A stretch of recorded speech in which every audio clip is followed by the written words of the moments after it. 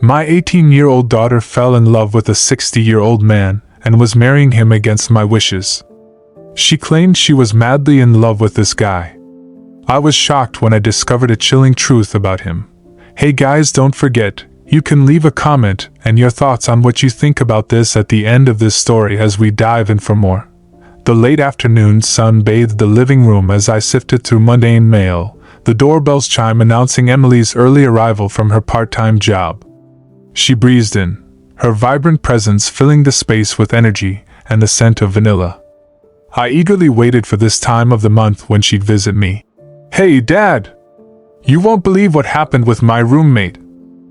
Lisa. Emily paused, sensing my unease. Everything okay? Yeah, I said. Everything's great.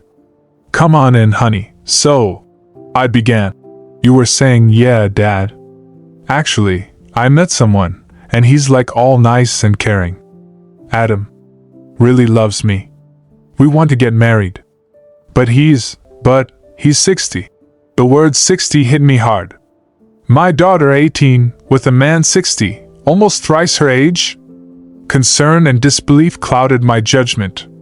60, Emily? Can't you see the issue here? Age doesn't define love, Dad. Adam understands me, believes in me. But what about the future, Emily? He's much older. Love isn't about numbers, Dad.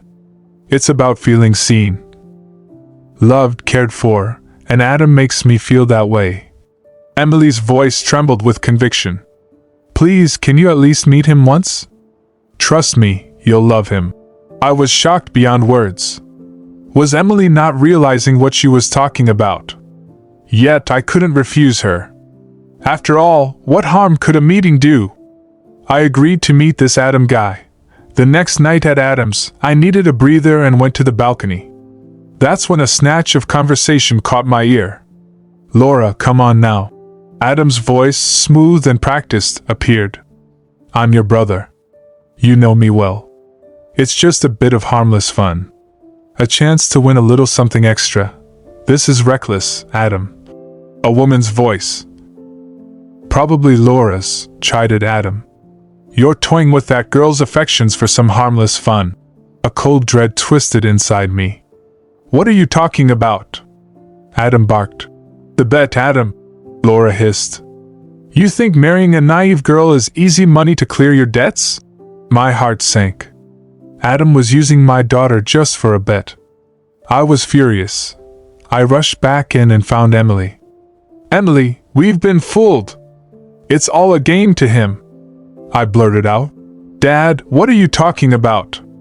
Emily looked so confused and then shocked as I told her about the bet. He's lying to you, Emily. He's just using you, I said, my voice cracking, but Emily got defensive. You're making this up. You never liked Adam. Adam cares for me. Unlike you, Dad. You were never around. After Mom passed, it was like you chose your job over me. I felt alone, not like I had a dad. I didn't need those nannies and expensive boarding schools, Dad. I needed you. Her words stung, but I knew we had to deal with Adam's deception first. Then, I saw him entering the dining room. Adam.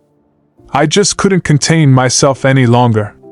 I lost it and punched him in the face, yelling, Stay away from my daughter, you creep. But Emily was furious with me. Stop it, Dad. It's my life, not yours, she yelled, pushing me back. I knew no matter what I said at that moment, Emily would not take my side. She was blinded by the fake love Adam had shown her. I eventually left, heartbroken but not beaten. I had to save my daughter. So I called a buddy of mine who's a private investigator. A few days later, he gave me a report about Adam's dark past of failures and gambling addiction. This was my shot to show Emily the truth about Adam and get her back. The report mentioned Jack S., Adam's old business partner, who got left in the dust because of Adam's mess-ups. The report said Jack hung out at a place called Willow Cafe, a little diner outside of town. I grabbed the phone number listed for Jack and called him up. At Willow Cafe, under its dim lights, I met Jack. Life had been tough on him, but he was ready to spill everything about Adam's gambling issues. He wanted to help me keep my daughter safe from Adam. After meeting Jack that night, I went to Adam's favorite casino, pretending to be Carter, a rich guy from Texas. I looked the part and had my story ready. Sitting down at Adam's table, I smiled. "Welcome, Carter. Big game tonight. Feeling lucky?" I played my cards right, literally, and ended up winning with a royal flush, beating Adam's hand. He tried to keep calm, but I could tell he was rattled. "Looks like beginner's luck," Adam snarled. "Or maybe some of us just know how to play," I said, smiling slowly as I let him realize who I was. "Surprised to see me, Adam?" He went white, finally getting what was happening. "Greg? What's this about?" "It's about Emily. Leave her alone, and we're square," I said firmly, not giving him a choice. "Or," I added, "you can settle the debt right now. In cash. And let's just say I have some unconventional methods of collecting outstanding debts. Fine, I'll stay away from her," he said reluctantly. I left the casino feeling like I'd won but also worried. Adam gave in too easily, and I couldn't shake the feeling that this wasn't the end of it with Emily. The next morning, fury surged through me as Emily's voicemail played yet again. "Why aren't you answering my calls, honey?" Desperation led me to call her friend, Chloe, who cheerfully informed me of Emily's engagement party to Adam.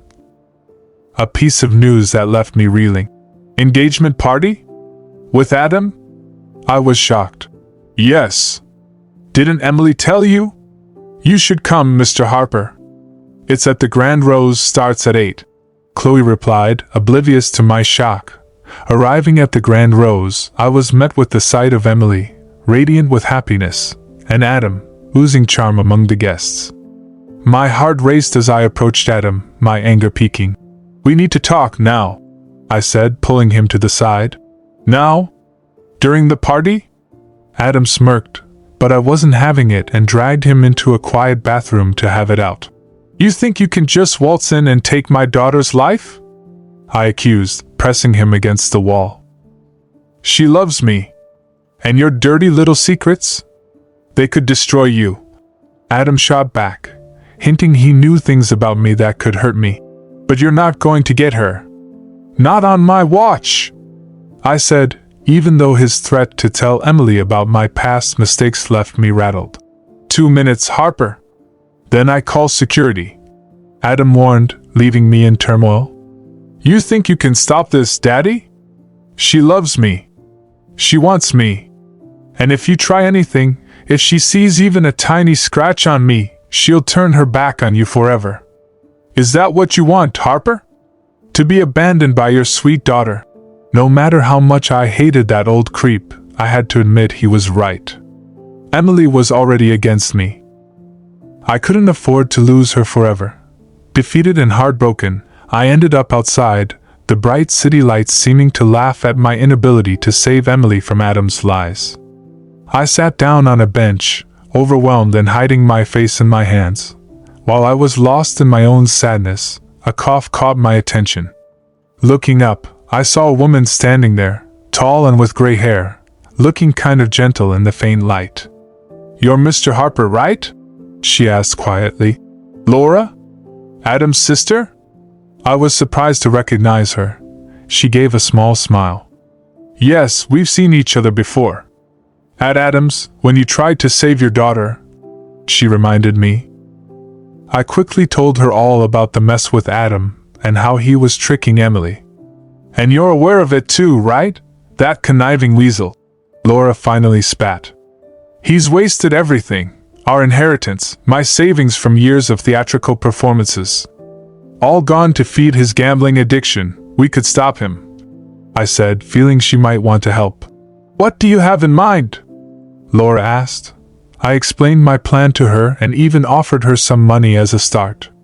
"Consider this a start," I said. "I'm listening," she said, interested. "So, we went ahead with our plan at the wedding?"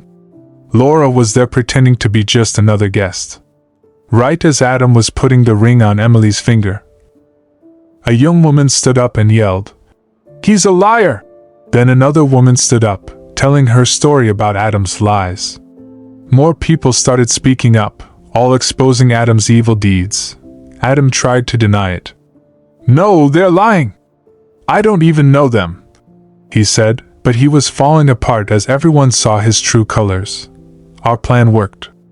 The wedding turned into a place where all of Adam's lies were laid bare for everyone to see. In a moment filled with tension, an older woman approached Emily. "Don't fall for his tricks, dear. He's nothing but trouble. Get away from him while you can." "I've been a victim too," the woman said firmly. Watching through a video call, I saw Emily's world fall apart as she threw her wedding ring away. Her dream of happiness shattered. This was the climax of the plan I had made with Laura and her group of actors to show everyone who Adam really was. Emily ran out of the church, clearly hurt, but it was the only way to save her from a terrible mistake. Then, things got even more serious when the police showed up to arrest Adam, making it clear he was finally going to face the consequences of his actions. Although it cost me a lot to get Laura's help, seeing my daughter free from Adam was worth every penny. When I met Emily at her place later, it was a very emotional moment. "Dad, I'm so sorry. I should have listened to you," she cried. I held her and showed her a plane ticket to Boston, to remind her of her dream of studying fashion design. "It's time to start over, to chase your dream," I told her. She looked at me, grateful and hopeful. "Thanks, Dad. I love you," she said. This whole ordeal reminded me how important it is to be there for our kids and to do whatever it takes to keep them safe. If only I'd been there for Emily, she'd never have fallen for someone like Adam. I had learned a huge lesson and decided to make my daughter my priority. Months passed, and Emily gradually rebuilt her life. She moved to Boston, enrolled in her dream fashion school, and began to thrive. Our relationship strengthened as I supported her every step of the way, attending her first runway show and cheering her on. Adam, meanwhile, faced his downfall. He was convicted of fraud and spent years behind bars. The people he'd wronged found some closure, including Laura, who began rebuilding her own life. One day, Emily surprised me with a visit. "Dad, I met someone," she said, smiling softly. My heart skipped a beat, but she quickly added, "He's kind, my age, and respects my dreams." This time, I trusted her judgment, knowing she'd grown wiser. As I watched her flourish, I realized that love, though complex, thrives best when rooted in trust and understanding. And as her father, I'd always stand by her side.